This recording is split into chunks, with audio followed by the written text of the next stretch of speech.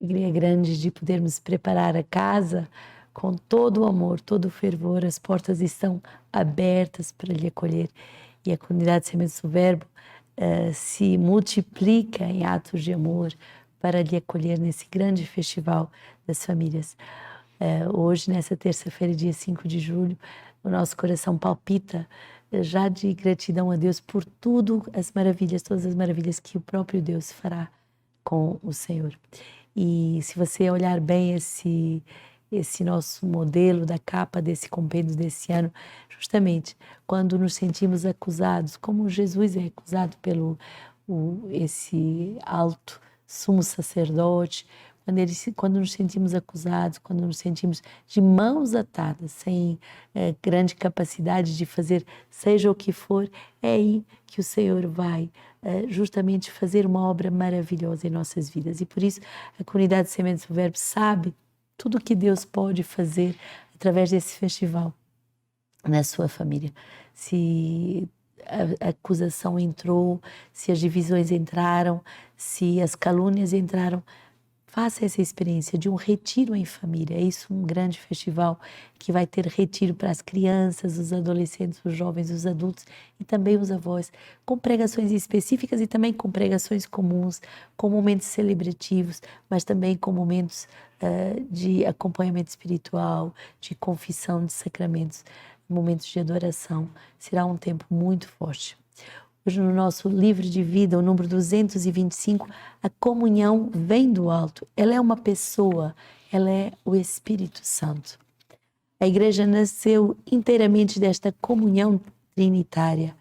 Mantei-vos entre o Pai e o Filho e encontrareis forçosamente o Espírito Santo, diz Santa Teresa d'Ávila, no caminho de perfeição. Entremos em espírito no seio das três pessoas divinas e participaremos no dom mútuo e recíproco do amor entre elas. O Espírito Santo é o beijo do Pai ao seu Filho e o beijo do Filho ao seu Pai. O Espírito Santo é o liame, a unção que realiza a comunhão entre irmãos e irmãs. Ele é o agente principal da vida comunitária, que nos permite fazer a ligação entre os nossos irmãos e irmãs. O fruto que brota desta comunhão é a caridade com alegria. E isto vos escrevemos para que a nossa alegria seja completa. As três pessoas divinas trabalham na obra da criação da humanidade. Façamos o homem à nossa imagem e semelhança, Gênesis 1, 26. Somos feitos para esta comunhão, ela que nos faz entrar nesta semelhança da imagem divina. O amor do Espírito Santo, vindo reinar em nós, a partir do nosso batismo, nos torna amigos e membros da família de Deus. Cardel Raniero canta a messa. Deus não busca a amizade do homem porque precisaria dela, mas porque, sendo bom, ele queria dar ao homem a vida eterna. Assim, no princípio, Deus criou Adão não porque tinha necessidade dele, mas para que tivesse alguém em quem pudesse derramar os seus benefícios. Na contemplação do mistério trinitário, percebemos que a comunhão entre nós é um dom gratuito, uma graça a receber. São João Paulo II, o homem torna-se imagem de Deus, não tanto no momento da solidão, quanto no momento da comunhão. Ele, de fato, é desde o princípio não só imagem em que se espelha a solidão de uma pessoa que governa o mundo, mas também e essencialmente imagem de uma imprescrutável comunhão divina de pessoas.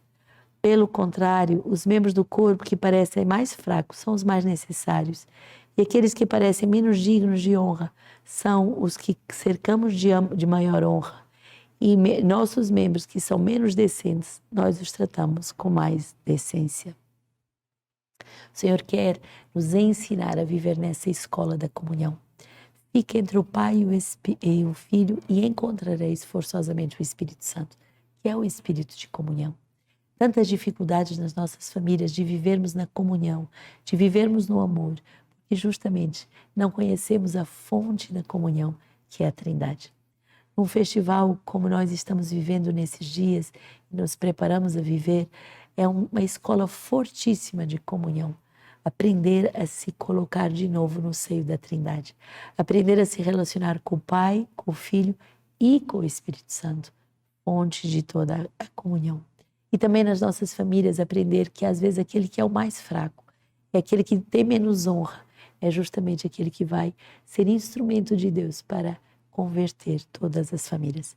Temos testemunhos tão bonitos de famílias restauradas a partir da presença de por exemplo, de um filho com síndrome de Down, a partir da presença de uma grande prova na saúde, ou de um filho com uma deficiência, ou de um momento de fracasso na família. Quando tudo isso é vivido no seio da Trindade, a família cresce no amor. Oséias 8, eles instituíram reis sem o meu consentimento. Escolheram príncipes, mas eu não tive conhecimento. De sua prata e de seu ouro fizeram ídolos para si, para que sejam destruídos. Rejeitei o teu bezerro, Samaria. Minha ira inflamou-se contra eles. Até quando serão incapazes de pureza? Porque ele é de Israel, um artista o fez.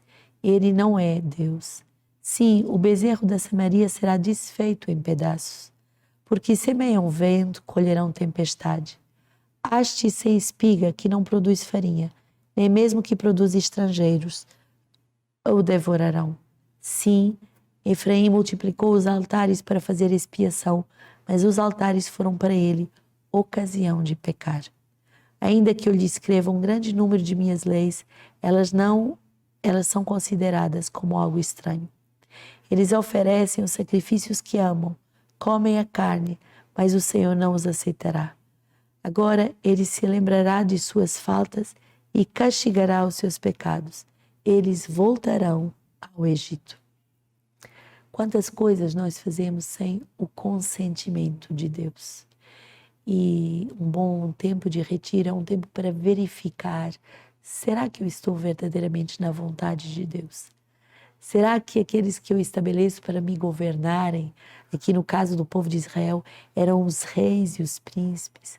Será que aqueles que eu escolho para me governarem, será que as minhas escolhas são submetidas a Deus? Têm o consentimento de Deus? O Senhor quer nos ensinar a viver em comunhão com a Trindade, em comunhão com Ele.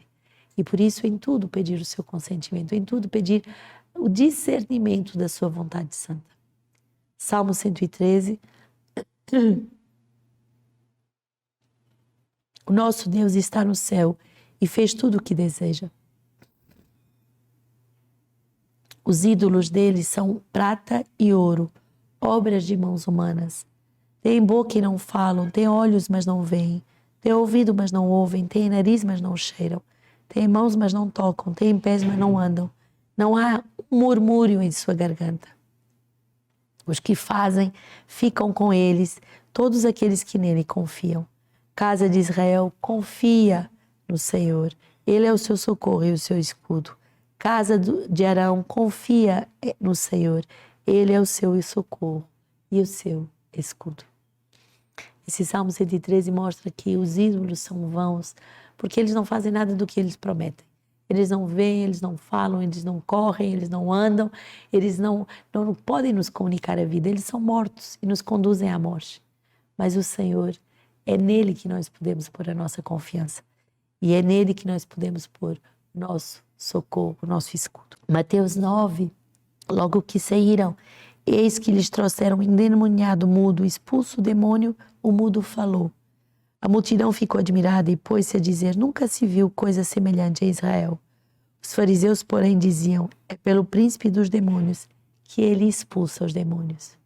Jesus já percorria todas as cidades e povoados, ensinando em suas sinagogas e pregando o evangelho do reino, enquanto curavam toda a sorte de doenças e enfermidades. Ao ver a multidão, teve compaixão dela, porque estava cansada e abatida, como ovelha sem pastor. Então disse aos discípulos: a colheita é grande, mas poucos os operários. Pedi, pois, ao Senhor da colheita que envie operários para a sua colheita. A messe é grande, poucos são os operários. E por que precisamos de pedir operários? Por que precisamos de pedir pessoas dedicadas à evangelização? Porque as ovelhas andam sem pastor. Quantas pessoas cansadas, à deriva, divididas, quantas famílias destruídas, sem ninguém para as pastorear. Por isso, a comunidade Sementes do Verbo tem o dever, o chamado, a eleição de formar pastores, de formar pessoas com o coração sedento de ajudar outras pessoas a serem pastoreadas pelo Senhor. As casas de aliança são essa a missão. Pequenas casas de famílias que abrem as suas portas para que pequenas casas de família que abrem as suas portas para que não mais andem à deriva, mas que verdadeiramente sejam pastoreadas e saboreiem como é bom o Senhor. Hoje teremos tantas graças para partilhar e, sobretudo, essa graça de Santo Antônio Maria Zacarias, que nasce na nobreza italiana, e a gente vê que a evangelização é tanto para os mais pobres dos pobres quanto para os mais ricos dos ricos. Ele era educado pela sua mãe de uma forma muito fiel ao Evangelho e era conhecido pela sua inteligência precoce e, ao mesmo tempo, a sua grande humildade e a sua caridade. Ao completar 18 anos, doou toda a sua herança para a sua mãe e foi estudar filosofia e medicina. Antônio Maria usava todo o seu tempo para estudar e meditar e, em vez de se vestir como um senhor, como um doutor, ele se vestia de uma forma muito simples e com humildade. Vai, depois de ser formado médico, ajudar os pobres, vai cuidar do povo, cuidando sobretudo daqueles que não tinham como pagar os seus cuidados. E não só cuida do corpo, mas cuida das tristezas da alma. E é finalmente ordenado em 528 sacerdote da Igreja Católica e funda, então, os clérigos regulares de São Paulo, que hoje são conhecidos no mundo inteiro como os Barnabitas. E depois funda também a Congregação Feminina das Angélicas, e cria um grupo de casais para leigos. Ainda não tinha completado 37 anos quando é acometido de uma infecção e ele sabe que a sua partida está próxima, morre justamente nos braços da sua mãe, entregando a vida pelas famílias. Bonito exemplo para inspirar o nosso Festival das Famílias. Um jovem, membro de uma família santa, que depois funda uma congregação de padres, uma congregação de irmãs, uma congregação que cuida de tantos casais, tantos leigos e que lhes dá não só os cuidados do corpo, mas os cuidados da alma. A família é o berço da vida. A família é a escola das virtudes. O futuro da humanidade passa pela família. A família é a célula básica da sociedade. A família é o caminho de todos nós. Todos nós passamos por uma família. Mas é bom também evangelizar as famílias numa identidade que ela tem. Família é festa. Por isso quero convidá-los para o Festival das Famílias em Palmas, um momento de grande festejos, mostrando que o ambiente familiar, com todas as suas realidades, também é o nosso grande momento de celebração. Venham e estejam com todos.